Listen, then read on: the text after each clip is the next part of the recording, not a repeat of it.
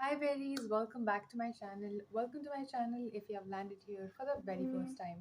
Hope you subscribed to my channel, clicked on notification bell so you don't miss out any further updates. You can also follow me on my Instagram or my blog channel. दोनों के link होंगे description box में. नमस्ते, this is Dvija और कैसे हैं आप? This is your sunshine in human form और आज हम देख रहे हैं हा पता नहीं वो क्या था. We are seeing the second part of evolution series और ये है one of my favorite topics, how dinosaurs became extinct, how humans took over earth. Let's go, let's get it. हर बार की तरह उम्मीद है वीडियो जाएगा रहेगा मजा आएगा. In my bachelor's we had a very short topic for dinosaurs और वो definitely मेरा favorite topic था. I don't know why but I really enjoyed it. Studying, learning, it was very interesting. तो ये वीडियो भी मजा आएगा. चलो प्ले. नमस्कार दोस्तों, आज से करीब 100 मिलियन साल पहले की बात है. धरती 100 पर नजारा कुछ मिलियन. अलग ही था. इंसानों का कोई नामो निशान नहीं था और कुछ भयंकर जानवरों का राज चल रहा था पूरे प्लेनेट पर. Dinosaurs.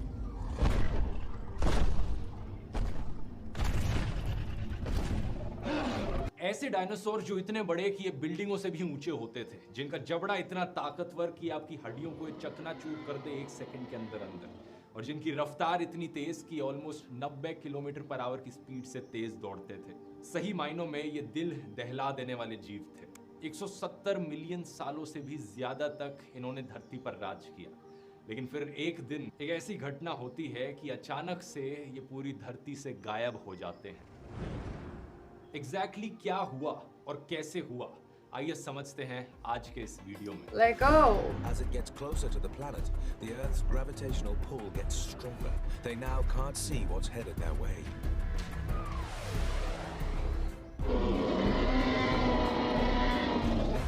Also Jurassic Park is my one of my favorite से हुआ movies. था दोस्तों. ये बनता है डीनियोस प्लस सॉरस शब्दों से. Greek. डीनियोस का मतलब टेरिबल, सॉरस का मतलब लिजर्ड. एक टेरिबल लिजर्ड यानी एक भयानक छिपकली, लिटरली यही मतलब होता है डायनासोर शब्द का. इसे पहली Same बार family. सिर्फ साल 1841 में ही यूज किया गया था, क्योंकि वही समय था जब पहली बार एक डायनासोर का फॉसिल पाया गया. रिचर्ड ओवन नाम के एक ब्रिटिश साइंटिस्ट थे जिन्होंने इस डायनासोर शब्द का प्रयोग करना शुरू किया. और उस समय में लोगों को ज्यादा जानकारी नहीं थी कि डायनासोर्स क्या होते थे, कैसे दिखते थे. तो शुरुआत में जो ड्राइंग्स बनाई गई थी कि डायनासोर्स कैसे दिखते होंगे, वो काफ़ी अलग दिखती थी आज के कंपैरिजन में. मेगालोसोरस पहले डायनासोर्स के फॉसिल्स में से था जो पाया गया. इसकी पहली ड्राइंग्स देखिए कैसी हैं. कई दशकों बाद जैसे जैसे रिसर्चर्स को और जानकारी पता चली इनके बारे में, तो इन्होंने अपनी ड्राइंग्स को मॉडिफाई किया और रियलिस्टिक बनाने की कोशिश करी. और आज के दिन की डिपिक्शंस कुछ ऐसी हैं. आज के दिन 10,000 से ज्यादा डायनासोर के फॉसिल्स खोज कर निकाले जा चुके हैं दुनिया भर में पेलियंटोलॉजिस्ट के द्वारा, जिसमें कि 900 अलग अलग डायनासोर की स्पीशीज को हमने आइडेंटिफाई किया है. आपको सोचकर लगे कि और कितना खोद कर नई चीजें हम खोज सकते हैं, लेकिन दिलचस्प बात यह है कि साल 2003 से लेकर 2022 तक ऑन एवरेज हर साल 45 नई स्पीशीज पाई जाती हैं डायनासोर्स. तो पेलियंटोलॉजिस्ट का काम अभी भी खत्म नहीं हुआ है. ये फोटोज देखिए पिछले साल 2021 में जो नए डायनासोर्स की स्पीशीज डिस्कवर करी गई. इनमें से ये देखिए चिली में पाया गया एक बड़ा ही अजीबोगरीब टाइप का डायनासोर, जिसकी पूंछ पर एक ब्लेड टाइप का वेपन लगा है और जिसके मुंह पर एक चोंच है. It's like a parrot. स्टेगोरोस एलेनगासन.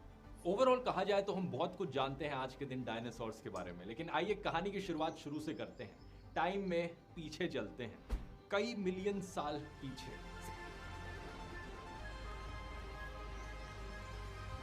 साइंटिस्ट का एस्टिमेट है कि पहला dinosaur around 230 to 240 million years पहले इमर्ज किया होगा, क्योंकि जो सबसे पुराना डायनासोर का फॉसिल हमें मिला है वो 231.4 मिलियन ईयर्स पुराना है. ये अफ्रीका में मिला था. उस समय जो धरती का हाल था आज के कंपैरिजन में वो बहुत बहुत अलग था. आज जो कॉन्टिनेंट्स आप देखते हो, एशिया, अफ्रीका, ऑस्ट्रेलिया, यूरोप, उस समय सारे कॉन्टिनेंट्स एक साथ जुड़े हुए थे. सिर्फ एक सुपर कॉन्टिनेंट था जिसे हमने नाम दिया है पैंजिया. साइंटिस्ट का अनुमान है ये पैंजिया कुछ ऐसा दिखता था. इसमें जो अलग अलग आज के दिन के कॉन्टिनेंट्स हैं वो कहाँ पर थे एग्जैक्टली आप वो भी देख सकते हैं. इस समय पर धरती का क्लाइमेट बहुत ही सूखा था, ड्राई और एरिड था और बहुत कम बारिश होती थी. इस टाइम पीरियड को हमने नाम दिया है ट्राइएसिक पीरियड. ऐसा समय जहां पर डायनासोर्स इमर्ज करने शुरू हुए थे. डायनासोर्स धीरे धीरे धरती पर आने लगे थे एवोल्यूशन के जरिए। इस समय पर जो डायनासोर्स आए वो वैसे नहीं थे जैसा आप डायनासोर्स को इमेजिन करते हो, वो बल्कि बहुत Like in छोटे थे movies. साइज में। जो सबसे कॉमन डायनासोर्स थे इस समय पर, उनका आमतौर पर साइज सिर्फ 2 मीटर का होता था। फॉर एग्जाम्पल ईओरैप्टर एक ऐसा डायनासोर है जो इस टाइम पर एग्जिस्ट करता था, और इनफैक्ट इस डायनासोर्स को बाकी सारे डायनासोर्स का एंसेस्टर भी बताया जाता है। इस समय पर जो डोमिनेंट जानवर जमीन पर दिख रहे थे वो एक्चुअली में बड़े रेप्टाइल्स हुआ करते थे। इनमें से कुछ रेप्टाइल्स बड़े ही क्यूट दिखते थे, जैसे कि ये वाला जिसे सारे टर्टल्स का एंसेस्टर बताया जाता है। अब टाइम में आगे चले तो हुआ क्या कि धरती धीरे धीरे बदलने लगी। करीब 201 मिलियन ईयर्स पहले ट्रायसिक पीरियड खत्म हुआ, जब अचानक से धरती का क्लाइमेट बदल गया। ये जो पैंजिया था ये टुकड़ों में टूटना शुरू हो गया। जब मैं अचानक शब्द का यहाँ पर प्रयोग कर रहा हूँ, इसका मतलब ये नहीं है कि ये एक दिन में ही हो गया। अचानक शब्द रिलेटिवली यूज कर रहा हूँ मैं। अगर मिलियंस ऑफ ईयर्स का हम टाइम स्केल देख रहे हैं तो कुछ हजारों सालों में ग्रेजुअली हुई। इस सुपर कॉन्टिनेंट में क्रैक्स आने लगे। इस क्रैक्स में बड़े बड़े वोल्केनिक एक्सप्लोजन्स हुए, बहुत सारे ज्वालामुखी फटे, जिसकी वजह से बहुत सारी कार्बन डाइऑक्साइड रिलीज हुई, सल्फर डाइऑक्साइड रिलीज हुई। इसकी वजह से बहुत इंटेंस ग्लोबल वार्मिंग हुई। फिर जो सल्फर डाइऑक्साइड और एरोसॉल्स जाकर एटमॉस्फेयर में मिले तो उससे सनलाइट ब्लॉक हुई और उसके बाद कूलिंग हो गई। ओशंस की एसिडिफिकेशन भी होने लगी जब ये कार्बन और सल्फर डाइऑक्साइड जाकर पानी में मिल गए। समुद्र में पानी की जो एसिडिटी थी वो बढ़ गई। तो हुआ क्या कि बड़ी तेजी से क्लाइमेट चेंज होने लगा और जो एनिमल्स उस वक्त एग्जिस्ट करते थे उनके लिए सरवाइव करना मुश्किल हो गया। ज्यादातर रेप्टाइल्स और बाकी स्पीशीज उस वक्त कोल्ड ब्लडेड एनिमल्स थे, Right. टेम्परेचर चेंजेस को टॉलरेट नहीं कर सकते थे। लेकिन जो डायनासोर्स थे वो वार्म ब्लडेड थे, इंसानों की तरह। डायनासोर्स के लिए टेम्परेचर चेंज टॉलरेट करना आसान रहा। करीब 6 लाख सालों तक ये वोल्केनिक इरप्शंस चलती रही, क्लाइमेट चेंज चलता रहा, जिसकी वजह से ऑलमोस्ट बाकी सारे स्पीशीज एक्सटिंक्ट हो गए और धरती पर बचे मेनली डायनासोर्स, क्रोकोडाइल्स, टर्टल्स और अर्ली मैमल्स। इस इवेंट I have को a बुलाया phobia जाता है for- Triassic Jurassic extinction event. और जैसा मैंने कहा, इसके बाद से ट्रायसिक पीरियड खत्म हो जाता है और जुरासिक पीरियड शुरू होता है। अगर ये नाम आपको सुना सुना लग रहा है तो हाँ दोस्तों, ये वही नाम है जुरासिक पार्क की फिल्मों ने जिस नाम का इस्तेमाल किया। उन्होंने जुरासिक शब्द को इस जुरासिक पीरियड से ही लिया। तो ये जुरासिक पीरियड चलता है 201 मिलियन ईयर्स पहले से लेकर 145 मिलियन ईयर्स पहले तक। इस समय के बीच डायनासोर सबसे डोमिनेंट स्पीशीज उभर कर निकलते हैं धरती पर, और एवोल्यूशन के चलते इनमें से कईयों का साइज बहुत बड़ा हो जाता है। जैसे कि कुछ अर्लीस्ट टाइटेनोसोरस जो करीब 160 मिलियन ईयर्स पहले जिंदा थे, एक का वजन 15,000 किलो होता था और लेंथ में 15 मीटर्स तक हो सकते थे ये। कुछ और आइकॉनिक डायनासोर्स जो इस समय पर थे, ब्रोंटोसोरस, ब्राकियोसोरस, Brachiosaurus. डिप्लोडोकस और स्टेगोसोरस। Stegosaurus. इसी जुरासिक पीरियड में फ्लाइंग डायनासोर्स की भी एंट्री होती है।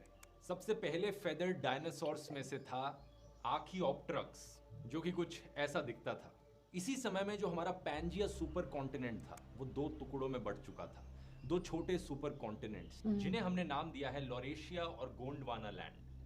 अब Jurassic park How were they की वजह named से though? दोस्तों जुरासिक पीरियड को सबसे ज्यादा जाना जाता है, लेकिन सही मायनों में जो इससे अगला पीरियड आया वही पीरियड था जहां पर डायनासोर्स के अच्छे दिन आए, द क्रिटेशियस पीरियड। Cretaceous. क्योंकि यही समय था जब डायनासोर्स की डाइवर्सिटी में हमें एक्सप्लोजन देखने को मिला। बहुत से नए प्रकार के डायनासोर्स यहाँ पर आने लगे।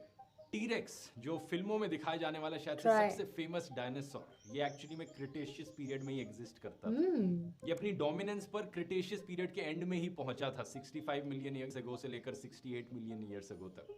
हालांकि रिसर्चर्स के बीच में चर्चा का इशू है, लेकिन ज्यादातर साइंटिस्ट का मानना है कि टीरेक्स एक्चुअली में जुरासिक पीरियड में एग्जिस्ट ही नहीं करता था। तो बड़ी आयरॉनिक बात है कि जुरासिक पार्क नाम से फिल्म बनाई है और टीरेक्स को यहाँ इसके लोगो पर दिखा रखा है। क्रिटेशियस पीरियड एक्चुअली में सबसे लंबा समय था डायनासोर्स के एरा में। 145 मिलियन ईयर्स पहले शुरू होता है और 65 मिलियन ईयर्स पहले तक ये चलता है। जो 2 सुपर कॉन्टिनेंट्स थे, लॉरेशिया और गोंडवाना लैंड, ये भी ब्रेकअप होने शुरू होते हैं और जो कॉन्टिनेंट्स का स्ट्रक्चर है वो कुछ आज जैसा सा दिखने लगता है। बहुत से फ्लावरिंग प्लांट्स भी इस समय पर पैदा होते हैं। जो तापमान है धरती का वो भी ज़्यादा गर्म रहता है पिछले पीरियड्स के कंपैरिजन में। सी लेवल्स ऊपर रहते हैं और ऑलमोस्ट हर तरीके के डायनासोर जो आप इमेजिन कर सकते हो वो इस समय एग्जिस्ट करते हैं।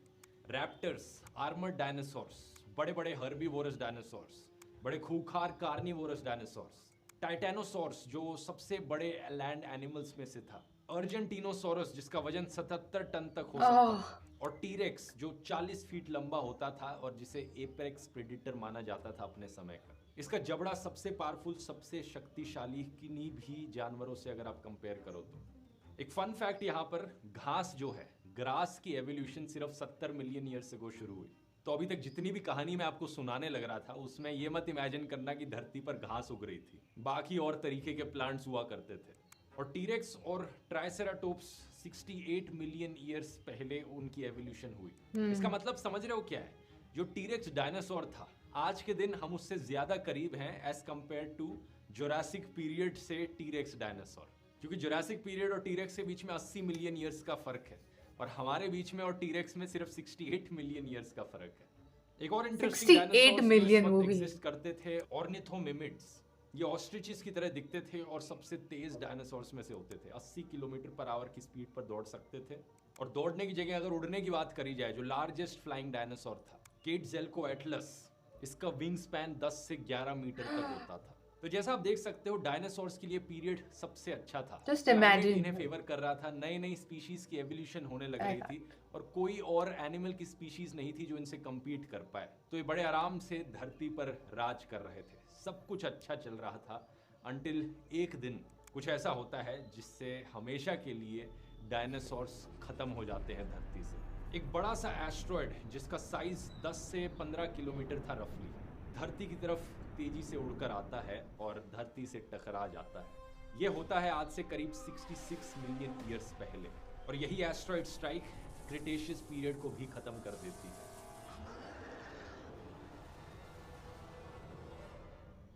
इस एस्ट्रॉयड की स्पीड थी 30 किलोमीटर पर सेकंड, यानी एक जेट एयरलाइनर से 150 गुना ज्यादा तेज। स्पेसिफिकली कहा जाए तो ये धरती पर मेक्सिको के युकाटान पेनिनसुला में जाकर टकराता है। ये वही जगह है जहां पर कई मिलियन सालों बाद जाकर मायन ट्राइब्स उभर के आती हैं और चिचेन इत्जा जैसे हिस्टोरिकल वंडर्स बनाती हैं। वैसे इस युकाटान पेनिनसुला को मैंने अपने व्लॉग्स में भी एक्सप्लोर किया था, अगर आप चाहें तो व्लॉग्स देख सकते हैं इस जगह के जाकर। लिंक मैं नीचे डिस्क्रिप्शन में डाल दूंगा। तो होता क्या है, जब ये एस्ट्रॉयड इस जगह पर टकराता है, एक बड़ा सा गड्ढा बन जाता है 180 किलोमीटर डायमीटर में। इसके इम्पैक्ट से इतनी तेज स्पीड पर एनर्जी रिलीज होती है जितनी एनर्जी आमतौर पर 100 टेराटन्स TNT से रिलीज होगी। या फिर अगर आप इसे हिरोशिमा और नागासाकी पर गिराए गए एटॉमिक बॉम्ब से कंपेयर करोगे तो उन एटॉमिक बॉम्ब से 1 बिलियन गुना ज्यादा एनर्जी। इतना बड़ा धमाका है ये कि इसके आसपास जो भी कुछ था पलक झपकते ही सब खत्म हो जाता है। इम्पैक्ट की वजह से हवा में बहुत सारी मिट्टी उड़ती है, जो जमीन थी वो बहुत गर्म हो जाती है और ये हॉट डस्ट एक्चुअली में बारिश की तरह बरसता है बाकी एरियाज पर। पूरी धरती पर जो तापमान था वो कई घंटे के लिए बहुत ज्यादा बढ़ जाता है, कई डिग्री सेल्सियस। इस एरिया की हजारों किलोमीटर की रेंज में जो भी जानवर थे वो जिंदा पक जाते हैं इस गर्मी से। माना जाता है कि सिर्फ छोटे छोटे एनिमल्स सरवाइव कर पाए इस इनिशियल ब्लास्ट के इम्पैक्ट को, क्योंकि उन्होंने अंडरग्राउंड शेल्टर ढूंढ या फिर पानी के अंदर चले गए वो छुपने के लिए, या फिर केव्स के अंदर घुस गए या बड़ी बड़ी ट्री ट्रंक्स के अंदर घुस गए। अब ये तो सिर्फ इनिशियल इम्पैक्ट की बात थी। इसके बाद शॉक वेव आती है, हीट पल्स आती है, हजारों किलोमीटर में वाइल्ड फायर्स देखने को मिलती हैं जंगलों पर, बड़े बड़े सुनामीज आते हैं। इमीडिएटली कहा जाता है कि 2 किलोमीटर ऊंचा सुनामी आया होगा। इमेजिन कर सकते हो 2 किलोमीटर ऊंचा सुनामी। वोल्केनिक इरप्शंस दोबारा से देखने को मिलती हैं, एसिड रेन टपकती है और भूकंप आने लगते हैं। ये जो शॉर्ट टर्म इफेक्ट्स से बड़े खतरनाक होते हैं, लेकिन आप सोचोगे कि धरती की दूसरी तरफ जहां पर इम्पैक्ट हुआ है वहां पर तो कुछ जानवर सरवाइव कर पाए होंगे ना, लेकिन लॉन्ग टर्म कॉन्सिक्वेंसेस इससे भी ज्यादा खतरनाक होते हैं। हवा में जो डस्ट के पार्टिकल्स रहते हैं उसकी वजह से पूरी धरती पर से सनलाइट ब्लॉक हो जाती है अगले 1 साल के लिए। प्लैनेट पर एक न्यूक्लियर विंटर आ जाती है, तापमान बड़ी तेजी से नीचे गिरता है। अनुमान लगाया जाता है कि अगले 3 सालों तक फ्रीजिंग टेम्परेचर्स धरती पर थे, जिससे कई सारे प्लांट्स और एनिमल्स मारे जाते हैं। और क्योंकि 1 साल तक सनलाइट ब्लॉक थी तो फोटोसिंथेसिस करना इम्पॉसिबल हो जाता है प्लांट्स के लिए, तो प्लांट्स मरते हैं। प्लांट्स के मरने से हर्बीवोर्स जो जानवर थे उनके पास कोई खाना नहीं, वो मर जाते हैं। और उसकी वजह से कार्निवोर्स जो एनिमल्स थे उनके पास कोई खाना नहीं, मर जाते हैं। एक चेन रिएक्शन यहाँ पर होता है। जो इकलौते जानवर जिंदा बच पाते हैं इन कॉन्सिक्वेंसेस से वो छोटे ओमनीवोरस एनिमल्स थे, जैसे कि मैमल्स, छिपकलियां, टर्टल्स और कुछ चिड़ियां। ये जानवर इसलिए जिंदा बच पाते हैं क्योंकि ये स्कैवेंजर्स की तरह भी सरवाइव कर सकते हैं। जो मरे हुए डायनासोर्स हैं, कुछ फंगस उग रही है कहीं जमीन पर जो डीकेइंग प्लांट मैटर है, उसी को ही खाने की तरह खा लिया। छोटे जानवरों को एक लंबा समय मिल पाता है जिंदा बचे रहने के लिए। एस्ट्रॉइड के इम्पैक्ट ने कई कार्बोनेट रॉक्स को भी तबाह कर दिया था, जिसकी वजह से कार्बन और सल्फर एक बार फिर से एटमॉस्फेयर में जाते हैं और अगले कई हजारों सालों तक जो सनलाइट होती है वो काफी रिड्यूस्ड रहती है, नॉर्मल मात्रा में नहीं होती वो। इसके अलावा कॉन्स्टेंटली एसिड रेन चलती रहती है कई हजारों सालों तक। जब न्यूक्लियर विंटर का अंत होता है, एटमॉस्फेयर में जो डस्ट था वो नीचे सेटल डाउन कर जाता है, सनलाइट फिर से आने लगती है प्लैनेट पर। लेकिन प्रॉब्लम यह है कि बहुत सारी कार्बन डाइऑक्साइड एटमॉस्फेयर में रिलीज हो चुकी है। इसकी वजह से इंटेंस ग्लोबल वार्मिंग देखने को मिलती है। तो सोचकर देखो दोस्तों, एक एस्ट्रॉइड ने धरती का अगले हजारों सालों तक का इतिहास बदल डाला। कुछ एक्सेप्शंस को अगर हम इग्नोर कर दें तो एक भी 4 लेगेड क्रीचर जिसका वजन 25 किलोग्राम से ज्यादा था वो इस इवेंट को सरवाइव नहीं कर पाया।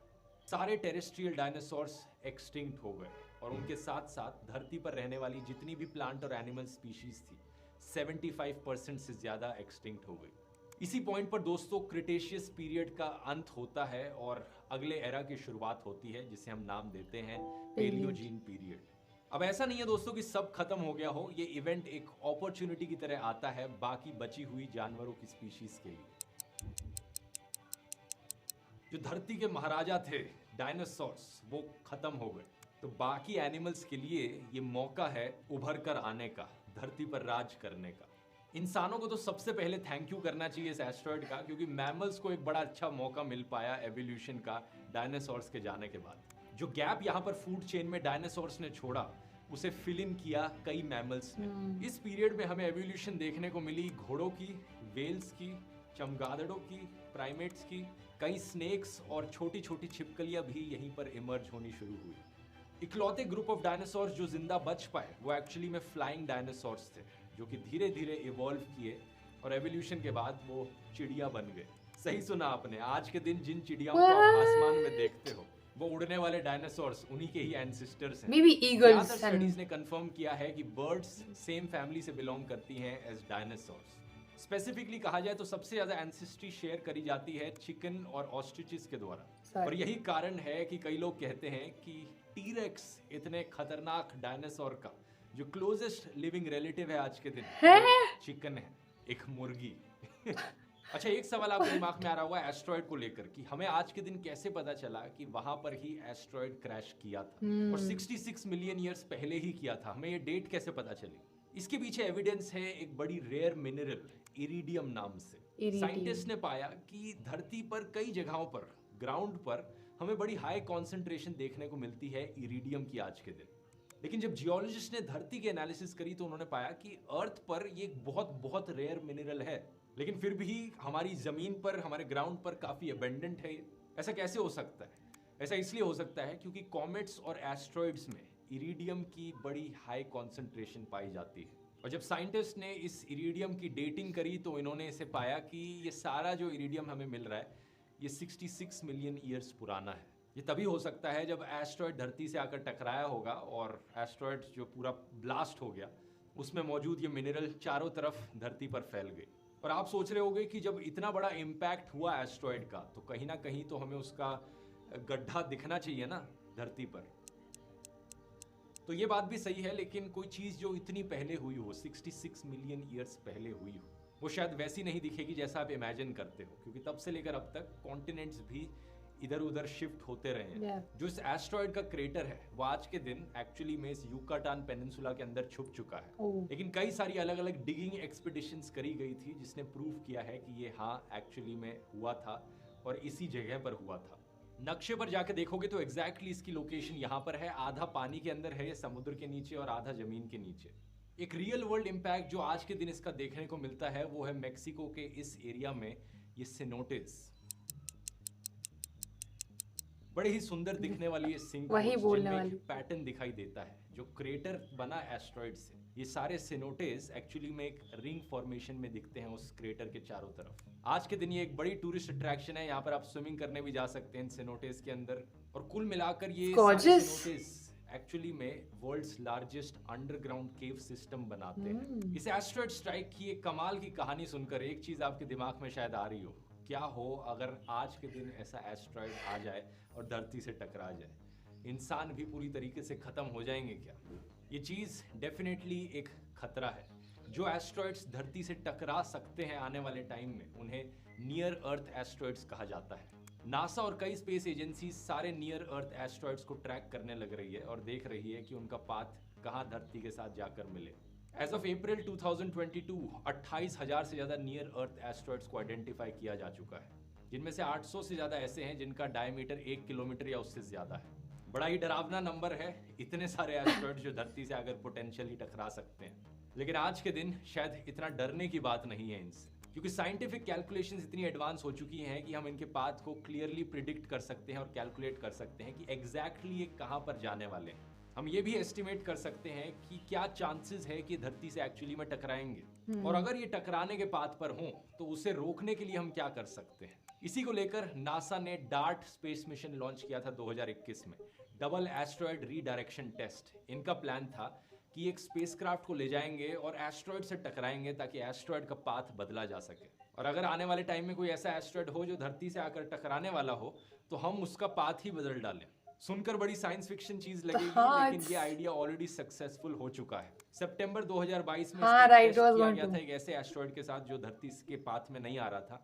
इन्होंने स्पेसक्राफ्ट भेजा, नासा वालों ने उससे टकराया और उसका पाथ बदल डाला। तो उस एस्ट्रॉयड के साथ ये कर लिया, तो आने वाले फ्यूचर में जो एस्ट्रॉयड्स होंगे उनके साथ भी यही करा जा सकता है। लेकिन ऐसा नहीं है कि खतरे की बिल्कुल ही कोई बात नहीं है। खतरा यहाँ पर एक्चुअली में खुद इंसानों से है। इस एस्ट्रॉयड स्ट्राइक जिसने डायनासोर को मारा, इसे 5th एक्सटिंक्शन इवेंट बताया जाता है अर्थ की हिस्ट्री में। और इसके बाद साइंटिस्ट मानते हैं कि जो 6th एक्सटिंक्शन इवेंट है वो ऑलरेडी शुरू हो चुका है, और ये किसी वोल्केनो या एस्ट्रॉयड की वजह से नहीं हो रहा, बल्कि इंसानों की वजह से हो रहा है। इसे नाम दिया गया है होलोसीन एक्सटिंक्शन इवेंट। पिछले 100-200 सालों में इतने भारी स्केल पर हमें बायोडाइवर्सिटी का लॉस देखने को मिला।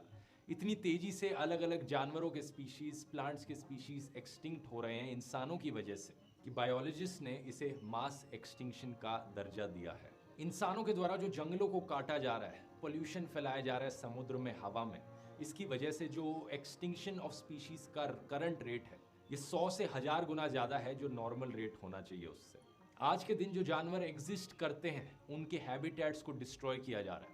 कई हजारों मैमल्स, बर्ड्स, रेप्टाइल्स और एम्फीबियंस आज के दिन एंडेंजर्ड कैटेगरी में आ गए हैं या ऑलरेडी एक्सटिंक्ट हो गए हैं इंसानों की वजह से। इस तबाही को रोकने के लिए United Nations convention on biological diversity meeting बुलाई गई जापान में साल 2010 में। 20 बायोडाइवर्सिटी के टारगेट सेट किए गए थे 2020 तक जो अचीव करने थे। अनफॉर्चुनेटली सिर्फ 6 इनमें से पार्शियली अचीव किए गए हैं। जनवरी 2020 में एक नया पेरिस स्टाइल प्लान बनाया गया बायोडाइवर्सिटी और इकोसिस्टम कोलैप्स को रोकने के लिए, जिसकी डेडलाइन रखी गई 2030। इसका पर्पस कि आज के दिन धरती के जो जमीन है और जो ओशंस हैं, करीब 30% एरिया को प्रोटेक्टेड का दर्जा दे देना। जो पोल्यूशन हमारे द्वारा फैलाई जा रही है उसे कम से कम 50% कम कर देना। और साइंटिस्ट ने प्रपोज किया है कि जो एक्सटिंक्शंस होने लग रही हैं उन्हें 20 एक्सटिंक्शंस पर ईयर से कम तक रखना। आने वाला टाइम ही बताएगा कि ये टारगेट्स कितने मीट किए जाते हैं, लेकिन एक चीज जरूर है, ये करना बहुत जरूरी होगा, क्योंकि अगर प्लांट्स और एनिमल्स के स्पीशीज आज के दिन भी एक्सटिंक्ट हो गए उसी तरीके से जैसे पिछले एक्सटिंक्शन इवेंट्स में हुए हैं, तो इंसानों का भी जिंदा बचा रहना शायद पॉसिबल ना हो पाए। और इंसानों की बात करी जाए तो इंसानों का ओरिजिन सिर्फ 3 लाख साल पहले हुआ था अफ्रीका में, ये कैलकुलेट किया जाता है। और इसे आप डायनासोर से कंपेयर करो जो 174 मिलियन ईयर्स तक धरती पर बने रहे, डोमिनेंट रहे। कहां 3 लाख साल से हम जिंदा है और कहां वो 174 मिलियन ईयर्स तक रहे थे। इंसानों के कंपैरिजन में 600 गुना ज्यादा। क्या लगता है आपको, क्या इंसान डायनासोर्स का रिकॉर्ड बीट कर पाएंगे, या फिर इंसानों का एक्सटिंक्शन 1 मिलियन ईयर्स से पहले ही हो जाएगा? नीचे कमेंट्स में लिखकर वो तो इंसान ही बता सकते हैं। ऑब्वियसली इसका सही जवाब उस पर डिपेंड करेगा कि हम सब लोग मिलकर कितना काम करते हैं इस धरती को बचाने में। वीडियो पसंद आया यहाँ क्लिक करके और ऐसे ही हिस्टोरिकल टॉपिक्स पर वीडियोस देख सकते हैं, साइंस रिलेटेड टॉपिक्स पर। मिलते हैं अगले वीडियो में। बहुत बहुत धन्यवाद। Too good, too good, too good, too good, too good. I am blessed for you guys to ask me to react to this evolution series. मैंने लास्ट टाइम बोला था वो मेरा फेवरेट वीडियो था, अभी बदल गया है। And see if there is something better coming, obviously I will say that's better. Because there are some people who will be like, oh last time तो बोला था ये वाला वीडियो बराबर था, सबसे बेहतर था। हाँ, लेकिन उससे बेहतर तुम कोई चीज़ देखोगे तो obviously वो चीज़ बोलोगे। Why have I not learned this? Like genuine question है. आई एम वेरी श्योर कि अगर मैं ये मेरी फ्रेंड्स को दिखाऊँ जो ज़ूलॉजी में थे, जिन्होंने उसमें थीसिस लिखी थी या फिर उन्होंने उसमें मास्टर्स किया है और they probably are in the PhD line, because PhD line complete होती है around 29 ish, which is my age. I would really love to show them these videos and ask them कि ये सब actually उनको आता है या नहीं आता है, because I can say a lot of things which I have studied and it's like 1% भी नहीं है इसका. ये मुझे पूरे वीडियो तक मुझे यही दिमाग में आ रहा था कि हमको नहीं क्यों नहीं पढ़ाया. This is something so important and as a person who has been in biology, then zoology, then human genetics, though my thesis was on genetic fertility infertility in human, वो पूरा अपने में टॉपिक आ गया थोड़ा. it isn't related to anything like this, but why I don't know a lot of things from here. ऐसा नहीं है कि मुझे याद नहीं है फिर मैंने अच्छे से नहीं पढ़ा था, मैंने बहुत अच्छे से पढ़ाई की है. Okay, I have done actually really well and that's the whole reason मुझे यहाँ पे गवर्नमेंट में मिला admission, because we only have 10 seats for all of it, and masters and bachelors I did right here in the Gujarat University with government. I hardly had like 488 rupees fees थी मेरी. I'm not saying उसके पीछे कुछ rupees 488 was my fees. ठीक है, it's difficult to get into that and then it's easier to study and everything. So I know I have studied very well, लेकिन ये नहीं पढ़ाया गया है मुझे. क्यों नहीं पढ़ाया गया? I was literally thinking the same thing all the whole time. As to this is so I love it, very interesting. I love knowledge anyway. क्यों नहीं पढ़ाया ऐसे कितना छोड़ दिया, बस एक दो चीज़ें बता दिया. I don't know, maybe Gujarat university since we have like state board, if there is someone with international board, central board, probably they will have better knowledge, maybe हो सकता है. So if you are like around my age, आप भी यही similar topic से पढ़े हो, या फिर you are not my age but you are in central और international board, let me know if you have studied all of this, because I have not. I can say that very sure. I have studied a lot of it, but a lot of it I haven't heard of it as well. So क्यों? I'm upset, but it's okay. अभी पढ़ने को मिल रहा है. मैं बहुत खुश हूँ, आपके साथ देख रही हूँ, देखने को मिल रहा है. We'll be doing all the ones that you are suggesting. सब करेंगे. मैंने सारे वॉच लेटर में सेव किए हैं. थोड़ा patience for me and you, and we'll be doing it. Hope you enjoyed, and I do really feel like अगर ऐसा कुछ अभी होगा तो it's gonna be like the end, because अभी तो human are the kings, right? We are ruling, we call the shots, but human, I mean, उस human पे डिपेंड करता है कि कितने टाइम तक हम लोग ये सस्टेन कर पाएंगे. एंड जिस तरह से अभी चल रहा है, I have no words, but hopefully. Anyway, bye, love you. Let me know your thoughts in the comments.